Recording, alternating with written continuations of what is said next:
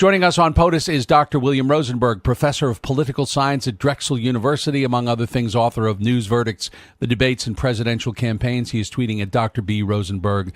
Dr. Bill, welcome back. Thanks for being here today. Good morning. A lot of eyes are focused on that very special election in Pennsylvania tomorrow. How closely have you been following this? Well, fairly close. What's really remarkable about this special election in Pennsylvania, the 18th Congressional District, is that it's been a long-held seat by the Republicans. Actually, Tim Murphy, who was a pro-life congressman who was very strong in terms of Republican agendas, but he had to bail out because of a scandal that involved him and his mistress, that involved an abortion allegation that he was sort of promoting her to have an abortion, which created a special district election for a district which in a few months is not even going to exist. So there's tens of millions of dollars being spent on who is going to win a seat that will not even exist after November. So it's quite a fascinating scene playing out in Pennsylvania. And it has been a very strong Republican seat, right? Yeah, actually, Donald Trump in the last presidential election won the district by about 20 percentage points, which is really a significant win. However, in this election, it's basically neck and neck between the two candidates, with it a little bit unclear about who's going to win between Lamb and Sarcone. One of the things that's also really interesting is that it involves sort of the playing out of a different type of candidate, particularly for the Democrats that's running. The candidate Lamb is a former prosecutor and also a former Marine. And we're seeing a lot more of young Democrats who have military experience and also the traditional experience of being a lawyer who are now running for political office.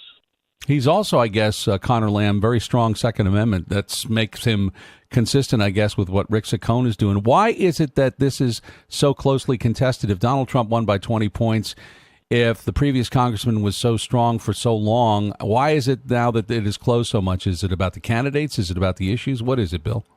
Well, I think it basically is a confluence of a variety of things. I think that I would perhaps argue that there is a degree of apathy that's playing out in terms of support for Donald Trump with part of his base.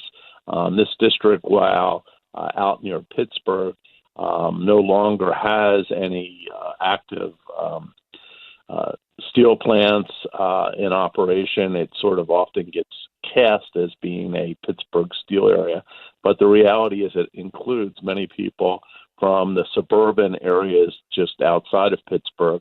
And we saw how this plays out in a variety of special elections where districts that have a suburban character that did vote for Donald Trump are in some ways turning away from Donald Trump. And this is really kind of a bellwether for the political operatives to see what's going to play out in not only this fall's election, but also in 2020. Where will districts that have switched over and become Republican or were long-standing Republican districts going to move towards in future elections?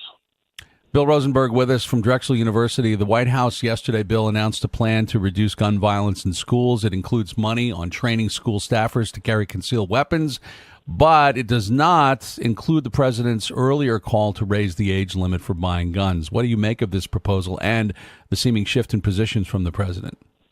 Well, this is a long-standing issue about the Second Amendment in U.S. politics.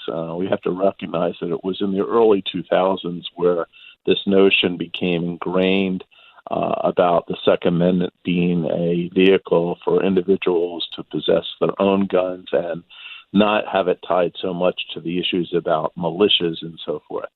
One of the things that's really out there is that, this position on guns with arming teachers or school individuals is not something that is very popular outside of the NRA and Second Amendment strong gun rights people.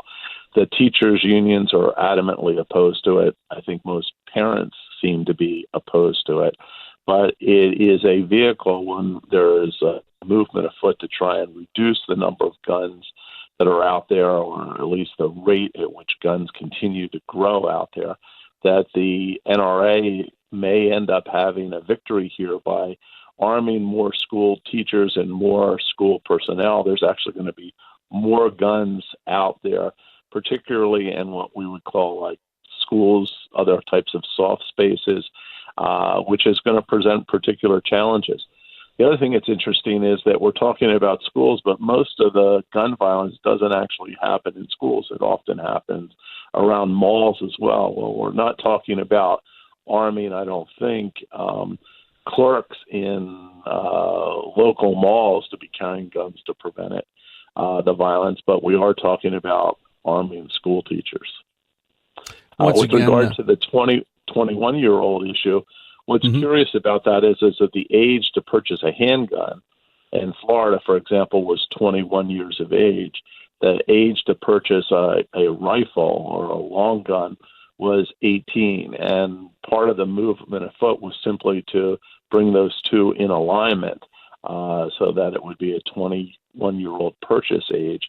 But the NRA and the gun supporters view this as also a line in the sand. They don't want to see any retrenchment away from the rights that already exist and the procedures or policies that exist with regards to purchasing of handguns and long guns. At his rally on Saturday night in Pennsylvania, President Trump made somewhat light of a new policy being put in place in China. I was at a roast, actually, but I was joking, and I said, President for life, that sounds good. Maybe we're going to have to try it. President for life, he was talking about with Xi Jinping now being given the opportunity to be president for quite some time. Obviously, he's kidding around about that, but I wonder if he might actually be thinking about that. Well, I could imagine that he might like that option.